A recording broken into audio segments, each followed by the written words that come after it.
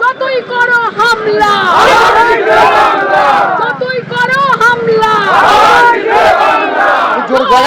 বাংলা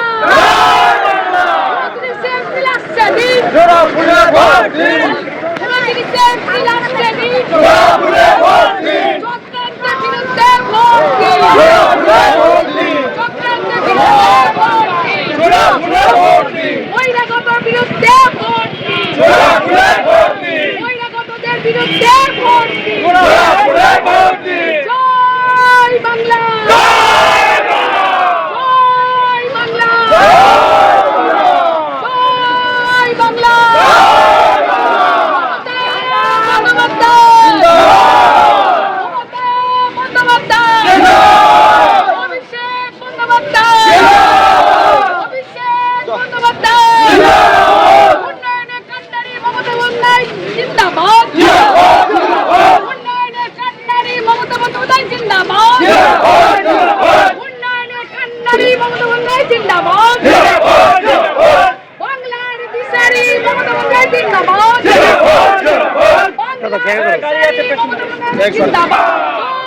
বাংলা, বহিরাগতদের বিদায় দিন,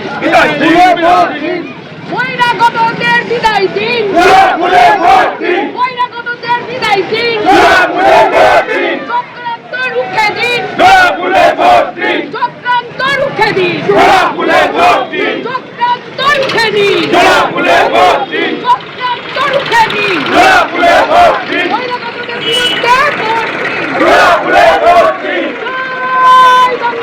আমাদের দলের নেত্রী মমতা বন্দ্যোপাধ্যায় এবং নেতা অভিষেক বন্দ্যোপাধ্যায় উত্তরপাড়ের জন্য তারা আমাকে আবার ধনেখালি মানুষের পরিষেবা দেওয়ার জন্যে আমাকে তাই ধনেখালিতে মনোনীত করে পাঠিয়েছে।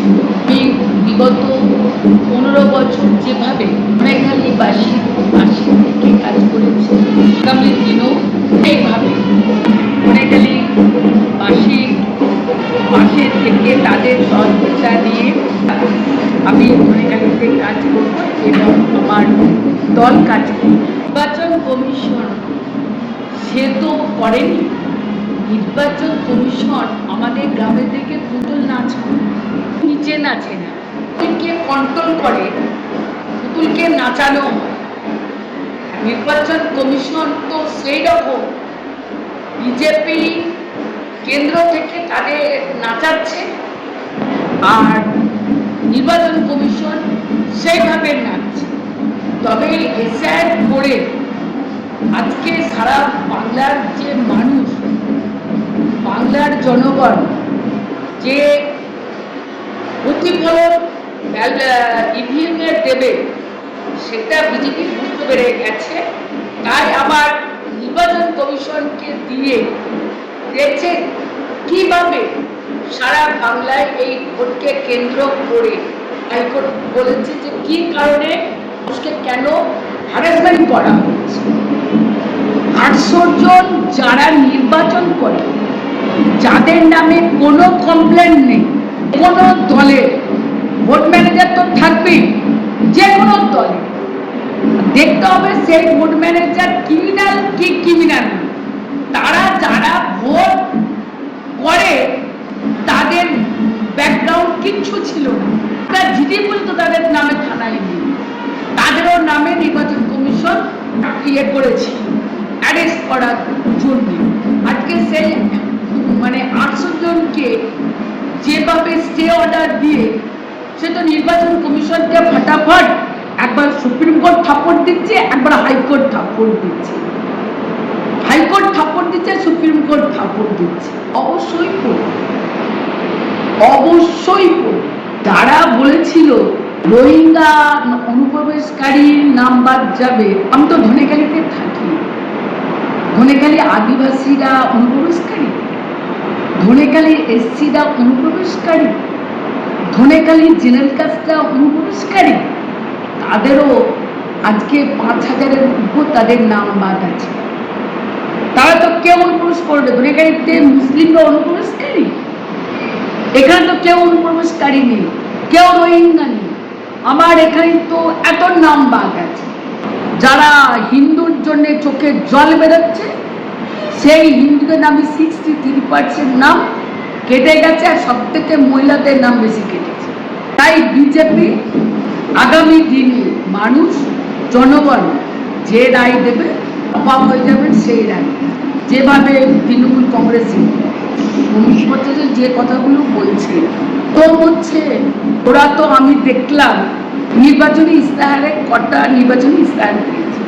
1 নম্বর হচ্ছে অন্নপূর্ণা ভান্ডার দেবে।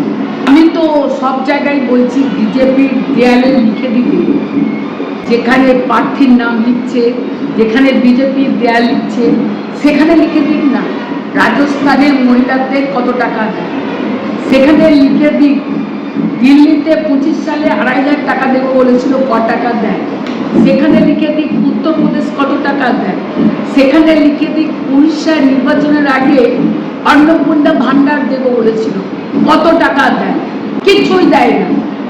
যে প্রকল্পগুলো বাংলায় চলছে ওটা কোনটা বিজেপি দিচ্ছে সেটা দেয়ালে লিখে দিতে এসেছে। যাদের উন্নয়ন নেই 12 বছর তা ভারতবর্ষের মানুষকে ক্ষমতা দিয়ে গেছে। 12 বছর বাংলাতে প্রত্যেকটা জনগণের উপর অত্যাচার বঞ্চনা করেছে। আজকে তারা যে জানে যে ইলেকশনে আজকে কেন প্রধানমন্ত্রী, স্বরাষ্ট্রমন্ত্রী থেকে আজকে ডজন ডজন মন্ত্রী এই বাংলায় পড়ে আছে, কেন? তাদের কোনো উন্নয়ন নেই। তারা কি বলছে, আমরা পরে দেব। তার নরেন্দ্র মোদী 2014 তো প্রতিশ্রুতি ছিল, কি প্রতিশ্রুতি?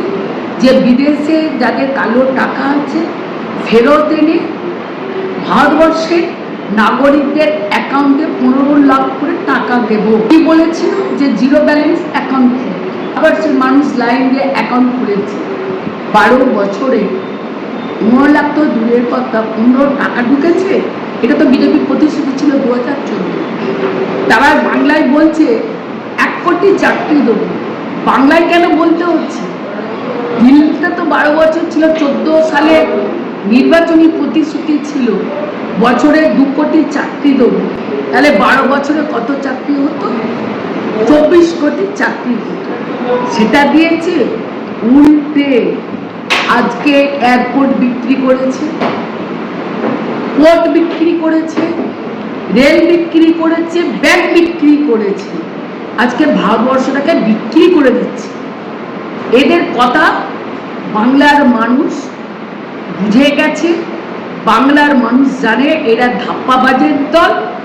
তাই তারা নানা রকম মিথ্যে ধাপ্পা দিয়ে আজকে চলে যাচ্ছে। দিল্লিতে নির্বাচন হয়েছে কয়েক মাস আগে, সেখানে মানুষদের, গরিব মানুষদের 10,000 করে টাকা দিয়েছিল বিজেপিকে ভোট দেওয়ার জন্য।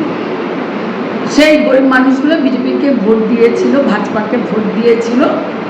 আর আজকে সেখানে বাড়ি বাড়ি যান নোটিশ যাচ্ছে যে টাকা ফেরত দাও, 10,000 টাকা, তা না হলে বাড়ি বুলডোজার দিয়ে উড়িয়ে দেওয়া হবে। এটাই তো বিজেপির চরিত্র। এটা ওরা বাংলাকে সেইভাবে করতে চাইছে। কিন্তু বাংলার মাটি দুর্জয় ঘাঁটি। যে বাংলার সন্তানরা ব্রিটিশের কাছে মাথা নত না করে, ব্রিটিশের সাথে লড়াই করে, কেউ গুলিবিদ্ধ হয়ে মারা গেছে, কেউ ফাঁসির দড়ি নিয়ে মারা গেছে, কিন্তু ব্রিটিশের কাছে মাথা নত করেনি। এটাই হচ্ছে সেই বাংলা। যতই তারা করুক হামলা, আবার জিতবে অনেক সিট নিয়ে বাংলা। এবং চতুর্থবারের জন্যে মমতা বন্দ্যোপাধ্যায় আবার চতুর্থবারের জন্য তিনি মুখ্যমন্ত্রী হবে, এটা বাংলার জনগণ বলেছে। উন্নয়নের পক্ষে ভোট দিন।